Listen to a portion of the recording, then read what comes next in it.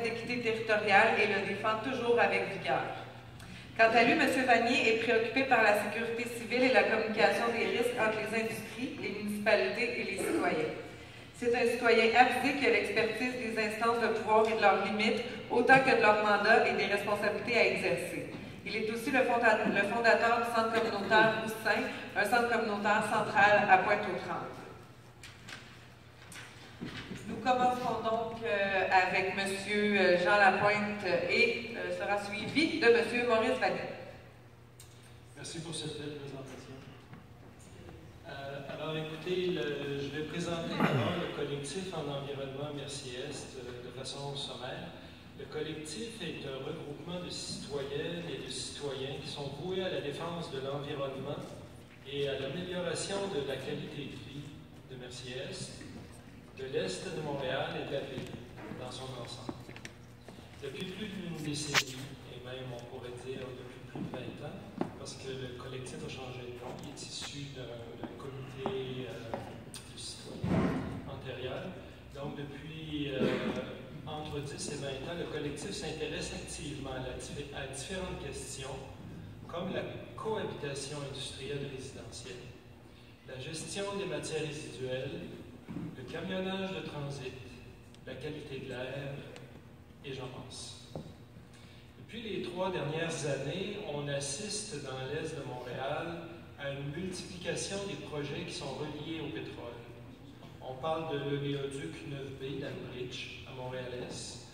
On parle du terminal d'approvisionnement de la Corporation internationale d'avitaillement de Montréal, qu'on appelle CIAM.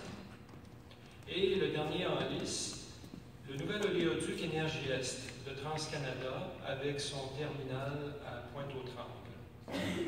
Ces 3 projets visent à transporter, entreposer, raffiner et transborder du pétrole brut ou modifié.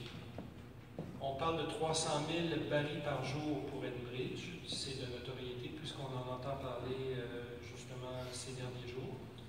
On parle d'1 100 000 barils par jour, donc 3 fois plus dans l'oléoduc éventuel de TransCanada, l'oléoduc Énergie-Est.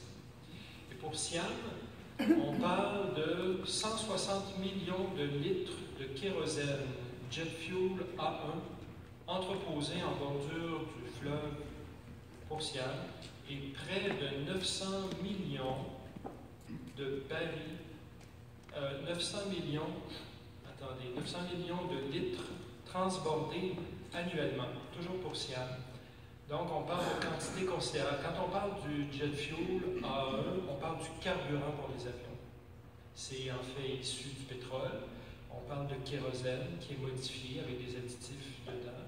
On parle d'un liquide qui n'est pas inflammable, mais d'un liquide qui est combustible, sans se perdre dans les détails de nature scientifique. Cette concentration d'installations pétrolières interdépendantes porte le beau nom d'écologie industrielle, ou plus simplement de grappe industrielle. Cependant, cette belle appellation cache une réalité moins séduisante. Elle signifie plus de réservoirs pétroliers, souvent à proximité des résidences, plus de trains, plus de bateaux et plus de camions-citernes qui transitent par notre quartier. Ce phénomène de concentration d'installations reliées aux hydrocarbures nous amène à nous questionner sur le mode de développement que nous voulons pour l'Est de Montréal. Le mode de développement actuel, axé sur le pétrole, implique plus de pollution, plus de risques pour la santé, plus de risques pour la sécurité de la population environnante. Ce mode de développement accroît également notre dépendance au pétrole et contribue à l'augmentation des gaz à effet de serre et au changement climatique.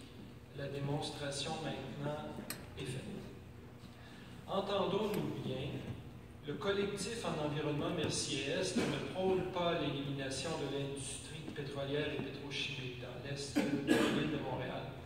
Cette industrie a démontré dans le passé et encore actuellement qu'elle a à cœur d'établir des relations de bon voisinage avec la communauté, mais il est vrai également qu'elle apporte certaines retombées économiques dans la région, Toutefois, il importe aussi de savoir que les énergies vertes créent plus d'emplois que le secteur des énergies fossiles et moins d'impact négatif. La population de l'Est de Montréal a droit, comme ailleurs sur l'île de Montréal, à un environnement sain et sécuritaire. Rappelons que dans l'Est, on retrouve le plus haut taux de maladies respiratoires et de maladies chroniques de l'île de Montréal. L'Est de Montréal est-il voué à accueillir des installations que le reste de l'île rejette, comme les 3 usines de traitement de matières résiduelles sur les 5 prévues pour l'ensemble de l'île? Et les nombreux terrains encore vacants dans l'Est sont-ils d'avance réservés à l'implantation d'autres installations génératrices de nuisances? Il ne faut pas compter sur la Ville de Montréal, laquelle s'apprête à laisser s'écouler 8 milliards de litres d'eau septique dans le fleuve Saint-Laurent en 8 jours, dans la 3e semaine d'octobre, lesquels pollueront les berges sud de l'île, dans nos quartiers notamment. La Ville de Montréal, qui considère l'Est de l'île comme une poubelle commode pour le traitement des matières résiduelles. J'en ai parlé, l'Est de l'île sera doté de 3 des 5 installations de traitement des matières résiduelles de la CMM, soit le centre de pré-traitement des déchets domestiques, une des 2 usines de biométhanisation, celle de Rivière-des-Prairies, Pointe-aux-Trembles, et un des 2 centres de compostage de l'Est. Nous interpellons les candidats fédéraux à l'élection du 19 octobre prochain. Quelle est votre vision pour le développement de la pointe de l'île? La pointe de l'île offre des attraits innombrables et un potentiel immense du fait de sa position géographique magnifique, en face de l'archipel des îles de Boucherville, du côté sud, dans le Saint-Laurent. Il vous resterait 1 minute, M. Lapointe. Et en face d'île, dans la rivière des Prairies. Quelles actions comptez-vous poser pour contribuer à l'amélioration de la qualité de vie de la population de la pointe de l'île? Plus précisément, quelle est votre position sur les projets d'oléoduc de TransCanada? Estimez-vous que ces projets bénéficient de l'appui du public? Sont-ils acceptables socialement? Contribuent-ils à l'essor de Montréal? Merci beaucoup. Des questions auxquelles les candidats pourront certainement répondre plus tard dans la deuxième partie de notre soirée. J'inviterai